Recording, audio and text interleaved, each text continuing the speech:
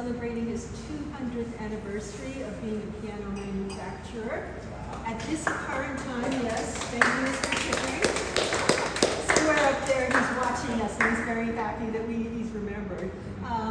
Unfortunately for the Chickering Company, they didn't last as long as some of their competitors, and currently there are only 2 piano manufacturing companies in America. The Steinway Company and Mason and Hamlin of Massachusetts. Mason and Hamlin is hanging on, but they're doing a lot of publicity and their website's very populated. So here's hoping, but in the 1800s, America was making pianos left, right, and center. Status symbol, symbol of democracy, that anyone could have a piano, even vendors with horses and carts would be taking pianos in the Midwest. One of their favorite tactics was to just show up at somebody's house, put the piano on the ground in front of the house, and they go, oh, my wagon broke down. You know, it really would be more convenient if I didn't have to take the piano with me, kind of thing. Can I just leave it in your house? Kind of thing. And then hoping that, you know, the daughter in the family would go, oh, Daddy, please, would you buy me the piano? Daddy, please buy me the piano. Sometimes they would even just leave it there, even if nobody was home. And then by the time they came back, you know, the end result was, okay, my daughter or my wife really likes the piano, so let's have the piano stay here, kind of thing. One of my favorite fun facts is that at one point they say that there were more pianos than bathtubs in America, which is a little bit scary to think about. We won't pursue it any further. To get started, I don't really want to jog you out of your seats, but I did want to start off by heading over to the other corner where some of the historical information is. And since we're fortunate enough to have a square grand piano from the 1800s, which was made in this building, I'm going to play you something on that square piano over there. It's not totally functional, but it's functional enough that I can play you a piece of music by an American composer named Stephen Foster. He lived from 1826 to 1864, so this piece of music is written smack in the heyday of the Chickering Company and the American piano boom. So how about if you accompany me over to the other side and grab an illustration. And so part of what you're looking at here is that the growth of the piano and piano in people's homes reflected the economy, reflected how the city was changing, because at one point, in back of this building, it was nothing but water. It was part of the big swamp, which ultimately became known as the Back Bay.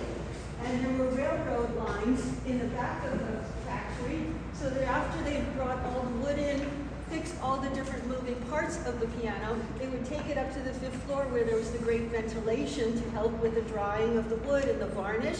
And then they would bring it down, take it out the back, and load it onto barges, which then took it to New York, to boats that would go to India, South America. I even recall meeting a Russian colleague who was really fascinated because she came to visit me here. And I mentioned the Chickering factory and the Chickering pianos. And she said, I was always wondering, because I went to the music conservatory in Kiev, every piano we had was a Chickering. I was like, go figure. It never even occurred to me that Russia was also in the mix back in the day. But a lot of the great pianists of the time very much loved the Chickering pianos. And to my point, a lot of the growth of the piano was also reflective of the growth of people's incomes, their desire to be upwardly mobile, to look the part, and also the growth of classical music, concert halls, music schools, all of that stuff, all connected to the piano and the desire to have America's own product. David, you were going to ask something? Or I wanted something? to mention something in Warpadal's novel, Lincoln, the first chapter, when Abraham Lincoln came to the White House in 1860, according to the doll, the White House had a Chickering piano in it. Absolutely. Absolutely. It was everywhere you look. Absolutely everywhere. The big name in Boston, both. Mr. Chickering was important not only as an innovator for piano, but also an upstanding citizen. So he was a member of a lot of charitable organizations. He was on the board for the Handel and Haydn Society, which was one of the big determiners of what was good music. being presented in the concert halls of America, and ultimately also a big representative for America in places like Europe and South America, that America was also in the game of providing the highest quality instruments that it could. So if you get a chance, you can take a look over at this side here. You can see the photo that shows you the big chimney stack. It was visible, even still you can see it on the orange line when you're heading into town or heading out of town. It's in between Mass Avenue and Ruggles, so if you look out the train windows, you can see our smokestack still. It's currently right smack in the middle of the parking lot, but it looks wonderful, especially against a beautiful blue sky and sunshine. These are some gentlemen who were salespeople, and there's some women as secretaries, etc. They were there for the 100th anniversary of Chickering. 1923, they did a huge amount of publicity, special piano, etc. This is our street back in like 1866 or something, and you can also see how the streets in the neighborhood changed, because in that photo there is no street for Northampton Street, which is over to the left side, depending on who you're standing, it's right side of the building or left side of the building. So that street doesn't exist in that photo. And then there's just a plan of the building, one of the advertisements for the Chickering Company in this enormously ornate room, which of course most people didn't live in a room like that. But part of the power of advertising is if you see this beautiful instrument in this beautiful environment and you want to get in on even one piece of this, buy our piano. That'll be your entry into a life that includes the status symbols, or showing you have good taste and access to the better quality things. And then here's some of the things which Tom Donovan, my partner in crime when it comes to history of Boston and history of the Chickering Company, these are all photographs that he's assembled showing the workrooms of the building, which always had natural light, or sconces where they had candlelight. And then one of the rare rooms where people would come and visit, potentially even one of the sons of Mr. Chickering would be there to wait on them and tell them the finer points of buying these beautiful instruments. Here's Mr. Chickering himself. The types of pianos that people had were that kind over there known as a square grand. You could also have one that was about this high and had diagonal strings, that was known as an upright. Or you could have one that's a similar style to the one that we know, which is a grand piano. So a description of him was that Jonas Chickering was like his pianos, square, upright, and grand. Okay? And this is a picture of a medal that used to be on a building in New York City on West 57th Street near 7th Avenue where Carnegie Hall is. It's no longer there, but it was a representation, a very large representation, of a medal that the Chickering Company got when they beat out the Steinway Company. The Steinway Company came to America in 1853. They capitalized on a number of the things that Mr. Chickering invented that totally changed the piano game, just like with computers. Somebody does something and then everybody else is off and running too. But neck-and-neck competition at exhibitions in Europe, so that particular time they were like in your face, Steinway. Steinway's right down the street on West 57, so walking on the street they could see that if it really go, darn those Chickerings, we'll get them next time, kind of thing. But the ace in the hole for Mr. Steinway was that he had 3 sons who went into the business. They were brilliant marketers, they were brilliant inventors. He had generations of people who worked for his company, and the Steinway Company managed to survive the Depression, whereas the Chickering Company did not. So they ceased production at the end of the 1920s. By that time, there were no more actual Chickerings working for the company. It was a subsidiary of a larger American company that swallowed up a lot of the independent brands. But enough talking. Let me play you some music. Alrighty, so I mentioned this piano is not fully functional. You may be able to notice that there's 2 pedals under there, whereas most modern pianos have 3 pedals. The pedal here on the right is not connected, so you can't really do anything to adapt the sound with those pedals. One of the intriguing things is that on a regular piano, unless you make a point of looking behind the lid where people put their music, you can't see the hammers because they're kind of submerged under where the lid is. But here, this is what makes the string move, and the hammer is in the back over here, kind of thing. You can ultimately come and look up close. And then for the notes that are up here, you can see the hammer right here, and here you can even see the hammers in the back. So here's all the tuning strings all the way in the back, whereas in a modern piano, all the tuning pegs are right in the front, kind of thing. And this is also showing the type of stringing they did at the time, which helped to make this a somewhat powerful instrument. It was known as cross stringing. You could get a certain amount of extra mileage out of it because of the width, which was very convenient for the homes that they had in Boston back in the day and numerous other cities, rural areas, etc. But it was still limited. It only has 85 keys. A modern piano has 88 keys. So they're getting closer to the kind of piano that we like, but this is still the most desired piano, let's say in the 1820s to 1880s kind of thing. Ultimately, a lot of the grand pianos end up going to the music schools, to the concert halls, and that's still where Steinway has an edge. Most schools set up everybody with a Steinway or one of the Japanese pianos, like the Kawai or a, what's the other brand? Kawai or Yamaha. The one over there is a Yamaha. Very good pianos, okay? So this is a little song by Stephen Foster. It is a waltz. When I started putting this program together, it seemed like all I could find were waltzes. There's a really good reason for that. Waltzes are super easy to plug into the rhythm. At a lot of social situations, the waltz was the dance of choice. It was something also that was hugely popular in Europe. If you've seen the movie 2001, they're even using a waltz as a guy is orbiting the earth, kind of thing. So waltzes have never gone away, but this is a little one by Stephen Foster. For a person playing the piano in the 1800s, you didn't need a huge amount of skill to play this piece. As far as being a good composer, Stephen Foster had an incredible gift for melody. His songs that were written for people to do in their homes, incredibly, incredibly beautiful.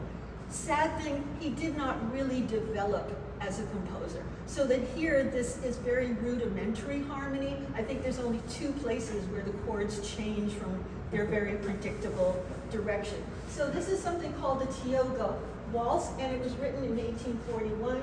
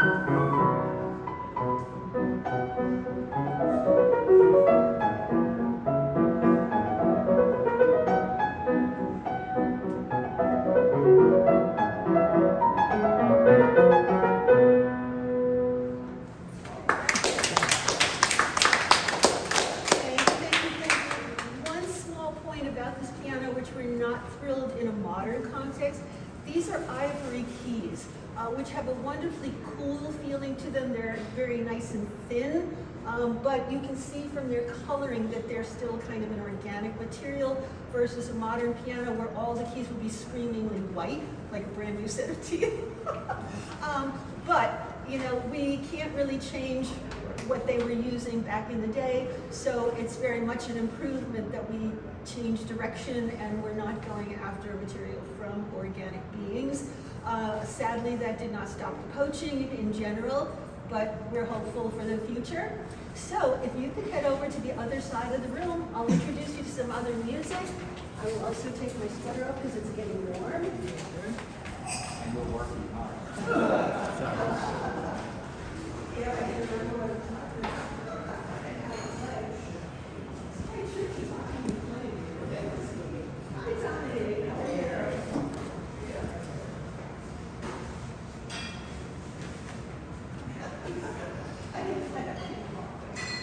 So have a seat.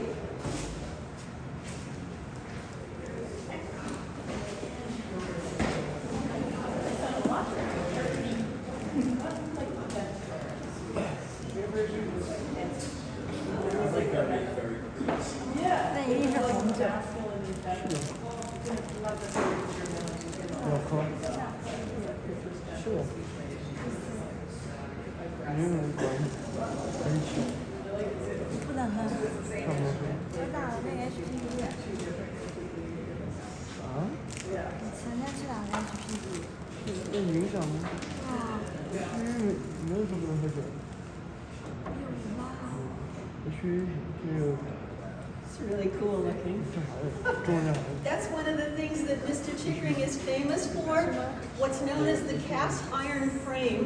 Before the cast iron frame, there was so much tension on the strings that quite often the piano would literally come apart. They started working on the cast iron frame in the 1820s, and there was a gentleman before Mr. Chickering who kind of got in on the game in the 1830s. And then 1840s, Mr. Chickering developed the one-piece cast iron frame. After that, it was game on. Anybody who made a piano, you had to have a cast iron frame in it, because that was the go-to model kind of thing. So thank you, Mr. Chickering. So the Yamaha company and also the Kawai started in the 1920s. So for a lot of American companies, as they went into the 20th century, things got more competitive. The real deal breaker was after the Second World War, where a lot of people were interested in pianos that were smaller because of their apartments. And so uprights and consoles, pianos that are only this high, became the name of the game. And to my earlier point, ultimately all the big pianos went to the concert halls, the music institutions, people who had larger homes where they wanted a very impressive looking instrument kind of thing. But for the moment, we don't have a Chickering brand here in the piano factory, but we'd like to get one when we can. There's kind of a strange story attached to this whole musical journey, which is that I used to live in Cambridge, next door to some architects who were working on an assortment of things. I moved up to Vermont, didn't have a good piano, so I went to upstate New York where I found this piano called a Chickering. Ended up coming back to Boston and moving into this building, and this was actually before I knew anything about the Chickering company. One day I looked at my piano and I thought, holy Toledo, is it possible that my baby grand piano was actually built in this building in the 1920s? I haven't been able to document that, but the other part of it is that the architects that I lived next door to in Cambridge before I began my odyssey, they are the people that turned this building into housing for artists. So I kind of brought the piano back home, brought myself back home, kind of thing, and here we are, kind of thing. So just an aside about the piano in America, one of the first manufacturers was in 1775 in Philadelphia. So a lot of piano development was connected to the various cities. Philadelphia, Baltimore, Charleston in South Carolina, Washington, D.C. Of course, New York City was the big market, and Boston was kind of edging it since a lot of stuff started here. Ultimately, the 1800s, this whole neighborhood was full of different factories which are no longer around. And then ultimately, as I mentioned, the Depression came and that kind of put an end to a lot of the smaller companies. So there are many Chickerings out and about in the world, but they often need significant repair. A lot of churches have big Chickering grand pianos, but again, it's expensive for them to renovate them, rehabilitate them for performance when they actually need an organ for the church services. And even then, many times they're not using the old traditional organs, they're using modern electronic organs instead. So again, the growth of the piano is connected to the rise in the economy. The diminishment in status for the piano is also connected to the economy, people's resources, the context, all those kinds of things. Alrighty, so this piece of music is from the 1800s. It's another waltz. It's called the United States Grand Waltz. What I especially like about this is that the composer, Mr. Charles Grobe, dedicated it as a tribute of respect to the ladies of the United States. That was very calculated because, amongst other things, what you're also looking at is gender norms of the time. So that for many young ladies, the piano was a go-to instrument, or you sang, or you potentially could play guitar or something like that. But the piano and singing were the two main things. You could also drift to the violin, but you were not encouraged to do it professionally. So that primarily the men became the high visibility by way of being teachers, etc. The young ladies went to Europe, considered the cradle of all culture.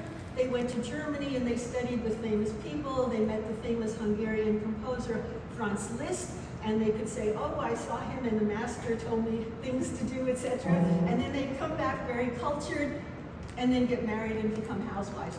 Or the piano teacher down the street kind of thing. So even today in the modern world of teaching instruments, there's a lot of the lower level piano studying that is done with the support of female teachers. But then when you go to a conservatory, the people they look towards are the big male superstars kind of thing. So we hope things will kind of change, but that's also impacted things like women not being visible as trumpet players or tuba players or guitar players or rock music, punk music players kind of thing. So there's so many things connected to the world of music. If you love music, you end up knowing about a lot of other things as well.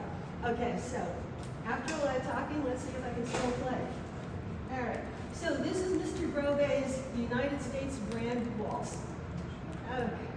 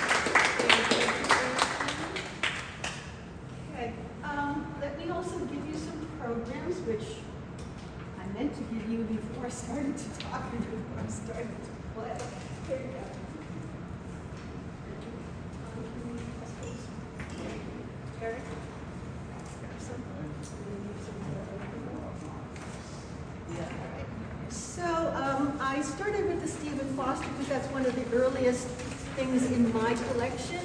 The Grobe is around the 1850s.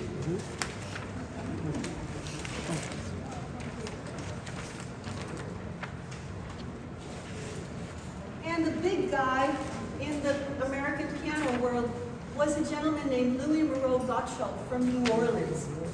One of the things that they highlight in his career is that he came from a mixed background. He was Creole, Scottish, Jewish, and lived in New Orleans where there was a huge convergence of indigenous cultures. For many people, New Orleans is the reference for jazz. And so part of what Louis Moreau Gottschalk brought to the table was not only some of the cultural things that he had experienced as a young boy in New Orleans, but also he did a lot of traveling. He went to South America, he went to the Caribbean, and in many of his pieces of music, he would put in certain things reminding people of the places that he'd been that they possibly might not get to go visit. So this was very different from the other things that were going around in the 1800s. This was a little more varied, a little more rhythmic. He also wrote a lot of things that were very accessible to a general audience. Things like The Creole Eyes and The Dying Poet and Spare Me, You're Breaking My Heart kind of music. And also lullabies, other waltzes, etc., etc. So this is a really long piece of music. I'm only going to play you part of it because otherwise it would take up most of the time available. And then, of course, I apologize for any wrong notes because, like I said, talking and slang, it's two different brains. So this is called Souvenir of Puerto Rico, March de Jibaros. And in Puerto Rico, there's a Christmas tradition where you sing a song about, please don't take my special pastries.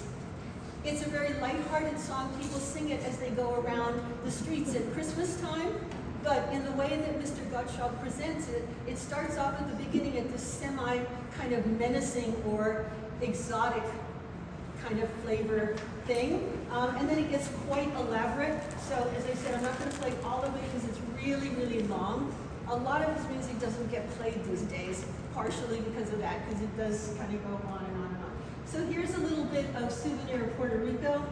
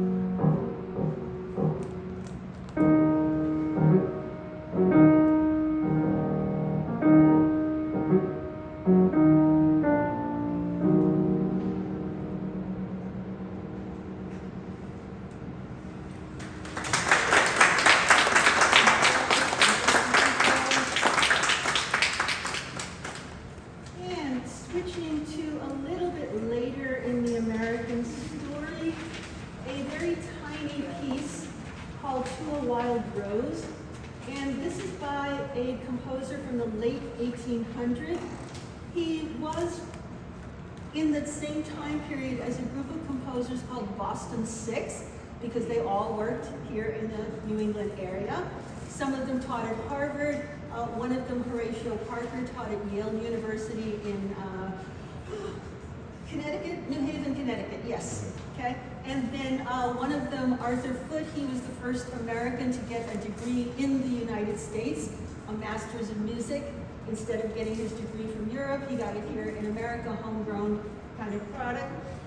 The sad thing for Mr. McDowell is he was very much an independent, but he also understood that he was trained in the German style, and that was what people were looking for, was something that could hold up against the German greats like Beethoven, Brahms, Bach, all those kind of people. Unfortunately, it didn't quite take hold enough that after Mr. McDowell passed away, most of his music was not performed. At one point, he was one of the most important composers in America. He taught at Columbia University in New York.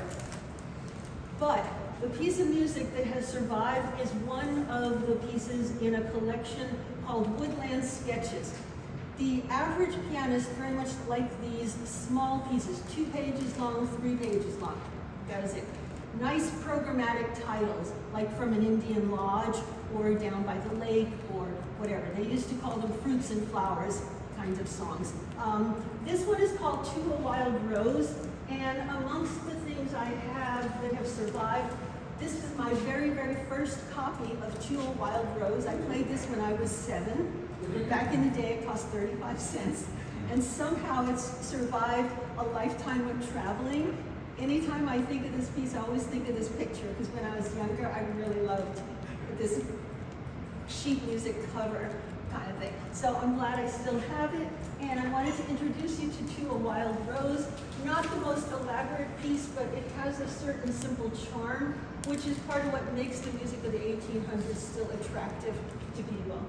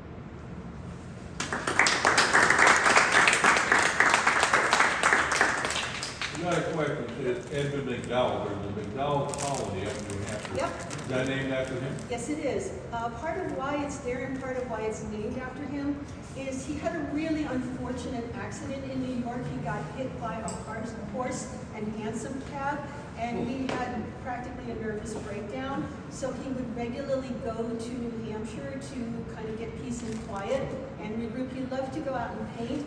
That's believed to be some of the inspiration for To a Wild Rose. And so ultimately his wife and a woman whose work I'm going to introduce you to, Amy Beach, they were amongst the first people to get the idea that maybe other artists would benefit from going someplace where they could be away from the challenges of their other responsibilities, like in his case being a teacher, or a writer would need some place to be, or a painter or something. And so that's how the MacDowell Colony got started in 1907. It has celebrated its 100th anniversary by now. There was recently a big difficulty because they weren't paying taxes. They're in the town of Peterborough, and they were trying to get them to pay taxes because they knew a lot of people came to New Hampshire because of the MacDowell Colony. But it didn't work because they've been established as, you know, a not-for-profit situation. Any creative people here who potentially want to go to the MacDowell, it's a very easy application form. They take video artists, puppeteers, writers, playwrights, composers, you name it. And you get a couple of months to just live and focus on your work. And they bring you lunch to your house if you want. One of dinner the works if you- that was written there was Our Town by Porto, Yep. that supposedly Exactly. take place in New Hampshire at the, Exactly. I forget the name of the fictional town has. That's one, but there are lots of others that can't. Grover's Corners. Grover Corner. Yeah. Yeah. And then also people like Leonard Bernstein went up there to work on things, the composer Aaron Copland, any number of people. They also regularly give a medal to people like Stephen Sondheim for their contributions to the American arts. It's, you know, very prestigious, voted on, and then The list goes big on. list. Absolutely, absolutely. I'm going to take a couple of minutes break. I need some water, and then I'll come back and introduce you to the only woman that I'm going to play for you, which is Amy Marcy Cheney Beach from New Hampshire. Okay, I'll be right back. Let me grab some water.